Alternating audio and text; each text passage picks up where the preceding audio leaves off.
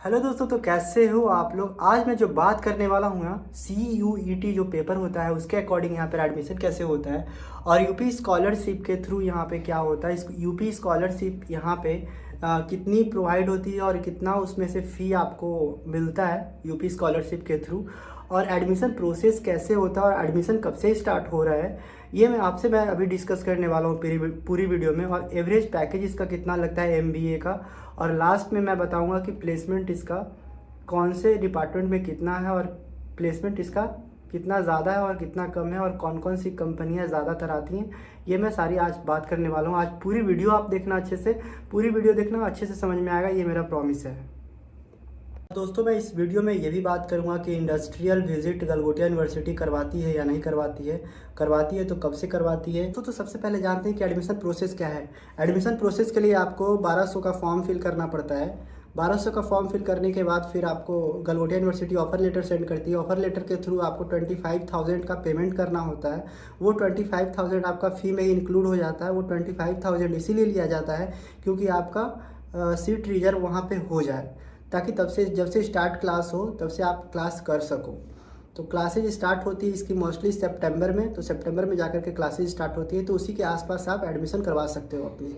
दोस्तों, अब बात करते हैं यूपी स्कॉलरशिप। तो यूपी स्कॉलरशिप अप्लाई कर गलगोटिया यूनिवर्सिटी में आप A ब्लॉक में 3rd फ्लोर पे रजिस्ट्रार ऑफिस है। रजिस्ट्रार ऑफिस से यूपी स्कॉलरशिप पे वहाँ पे आप बात कर सकते हो उसके लिए। तो यूपी स्कॉलरशिप में होता क्या है कि हाफ पेमेंट होता है। जैसे कि आपका मान लिया 2 लाख फ़ी है, तो 2 लाख में से 1 लाख आपका इस यूपी स्कॉलरशिप के थ्रू आपका आ जाएगा।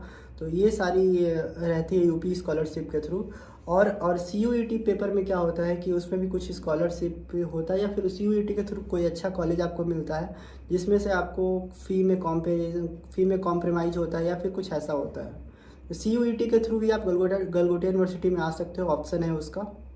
तो दोस्तों, यूपी स्कॉलरशिप की बात हो गई, फिर एडमिशन प्रोसेस मैंने बता दिया। और अब आते हैं कि जो लोग बिहार के साइड से आ रहे हैं, बिहार स्टूडेंट क्रेडिट कार्ड के थ्रू अगर आना चाहते हैं, तो उसके लिए मैंने प्रॉपर वीडियो बना रखा है, उसका लिंक मैंने डिस्क्रिप्शन में नीचे डाल दूंगा। तो बिहार स्टूडेंट क्रेडिट कार्ड के बारे में मैं शॉर्टकट में बता दूं कि बिहार स्टूडेंट क्रेडिट कार्ड के लिए पहले आप अप्लाई करोगे। अप्लाई करने के बाद फिर आप डॉक्यूमेंट वेरिफिकेशन के लिए आपको बुलाया जाएगा वहाँ DRCC ऑफिस में। डॉक्यूमेंट वेरीफाई हो जाने के बाद आपसे बोनाफाइड मांगा जाएगा। बोनाफाइड वही होता है कि जब आप 25,000 का रजिस्ट्रेशन 25,000 जब आप कॉलेज में दे दोगे ना, तो फिर आप कॉलेज से जा करके वो बोनाफाइड आप रजिस्ट्रार ऑफिस से ले सकते हो, जो कि A ब्लॉक में 3rd फ्लोर पे है। बोनाफाइड प्रोवाइड जैसे ही करते हैं तो आप आकर के यहाँ पे डॉक्यूमेंट वेरीफाई कर सकते हो DRCC ऑफिस में।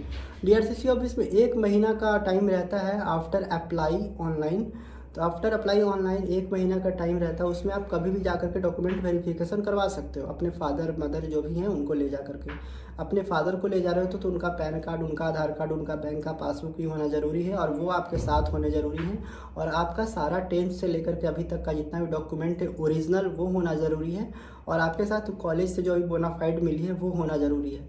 तो ये सारा कुछ लेकर के आप DRCC ऑफिस जाकर के डॉक्यूमेंट वेरीफाई जैसा ही करते हो, उसके बाद वो आपको रिव्यू के लिए और सिग्नेचर के लिए वो आपको बुलाते हैं एक बार, और उसके बाद वो फर्स्ट पेमेंट गलगोटिया यूनिवर्सिटी में जो आप पढ़ रहे हो MBA का जो फर्स्ट पेमेंट है वो आपको देते हैं।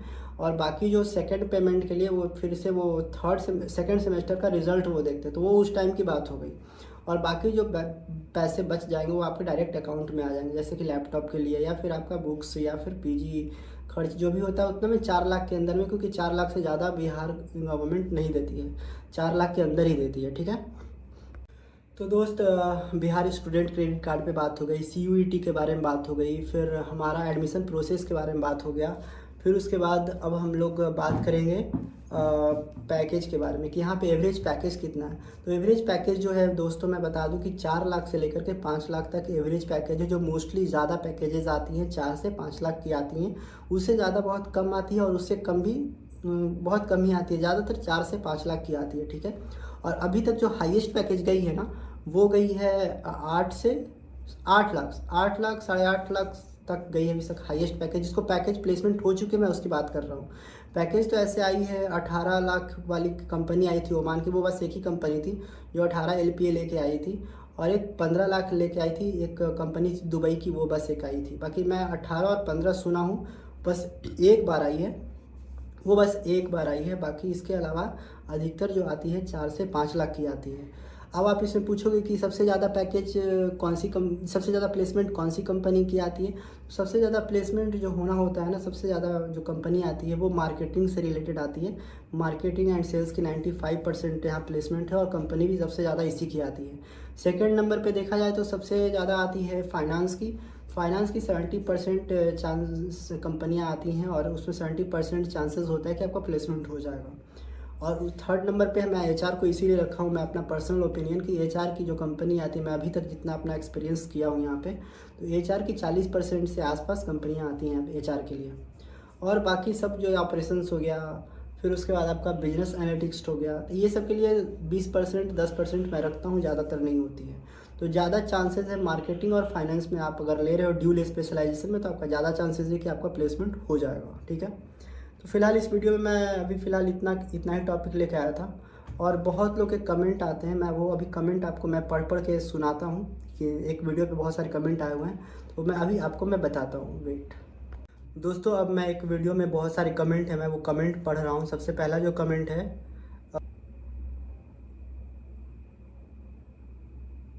दोस्तों पहला जो कमेंट इसमें लोग कन्फ्यूजन सबसे ज़्यादा रहते हैं कि पूरे एनसीआर में सबसे सस्ता कॉलेज नो डाउट की सबसे सस्ता कॉलेज गलगोटिया यूनिवर्सिटी है।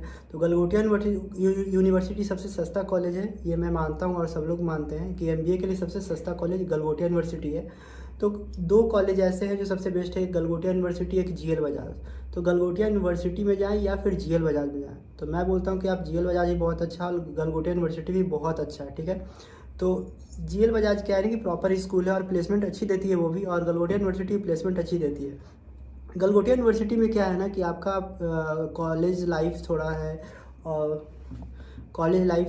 यहाँ पे आप इंजॉय भी कर सकते हो और आप स्टडी भी कर सकते हो, और पैकेज भी बहुत अच्छा है। तो वो आपके ऊपर डिपेंड करता है कि आप किस में आओ। मैं दोनों को प्रेफर करता हूँ, आप दोनों में इसमें से किसी में भी आ सकते हो। ठीक है, तो कन्फ्यूज़न में मत रहना, आपकी इच्छा, आप जीएल बजाज में आओ या फिर गलगोटिया यूनिवर्सिटी में आओ। मैं गलगोटिया यूनिवर्सिटी से हूँ, इसीलिए आपको ज़्यादा अच्छे से डिफ़ाइन करके बताता हूँ, और जो भी बातें बताता हूँ मैं अपना जो मेरे ऊपर मैं एक्सपीरियंस किया हूँ, मैं वो सारी बातें बताता हूँ।